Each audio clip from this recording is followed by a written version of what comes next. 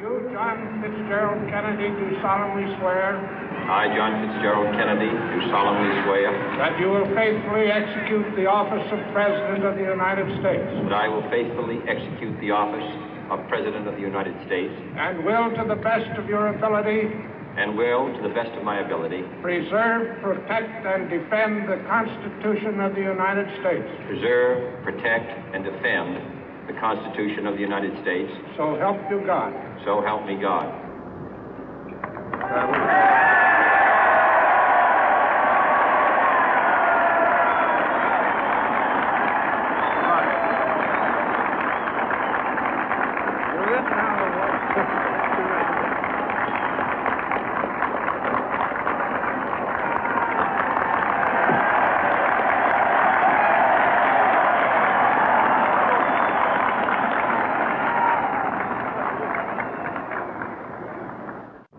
Vice President Johnson, Mr. Speaker, Mr. Chief Justice, President Eisenhower, Vice President Nixon, President Truman, Reverend clergy, fellow citizens.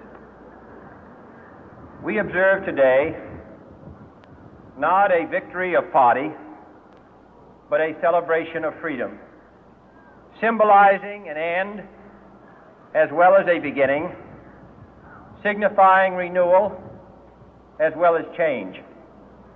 For I have sworn before you and Almighty God the same solemn oath our forebears prescribed nearly a century and 3/4 ago.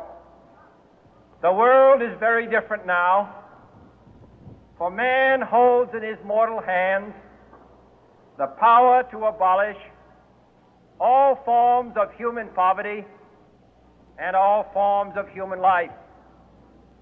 And yet the same revolutionary beliefs for which our forebears fought are still at issue around the globe. The belief that the rights of man come not from the generosity of the state, but from the hand of God. We dare not forget today that we are the heirs of that first revolution. Let the word go forth from this time and place to friend and foe alike that the torch has been passed to a new generation of Americans born in this century, tempered by war, disciplined by a hard and bitter peace, proud of our ancient heritage, and unwilling to witness or permit the slow undoing of those human rights to which this nation has always been committed and to which we are committed today at home and around the world.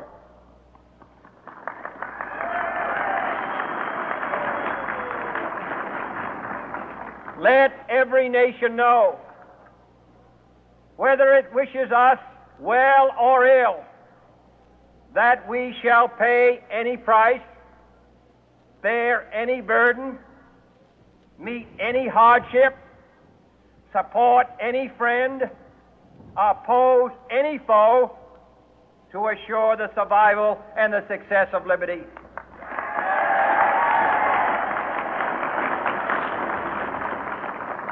This much we pledge and more. To those old allies whose cultural and spiritual origins we share, we pledge the loyalty of faithful friends.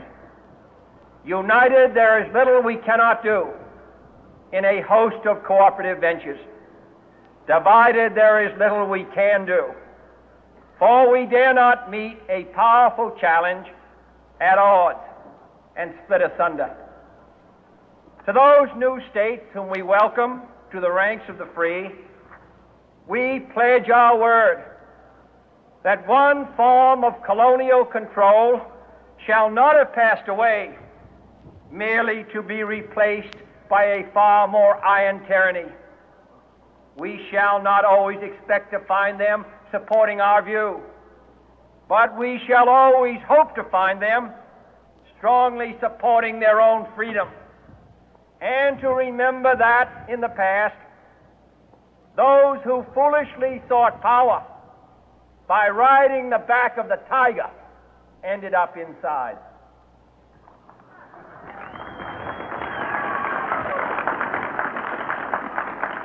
To those people in the huts and villages of half the globe struggling to break the bonds of mass misery, we pledge our best efforts to help them help themselves for whatever period is required, not because the communists may be doing it, not because we seek their votes, but because it is right. If a free society cannot help the many who are poor, it cannot save the few who are rich.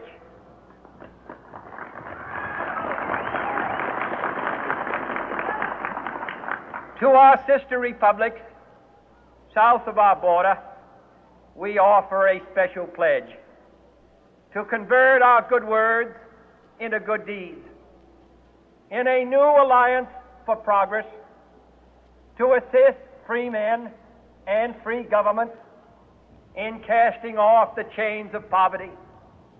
But this peaceful revolution of hope cannot become the prey of hostile powers. Let all our neighbors know that we shall join with them to oppose aggression or subversion anywhere in the Americas. And let every other power know that this hemisphere intends to remain the master of its own house.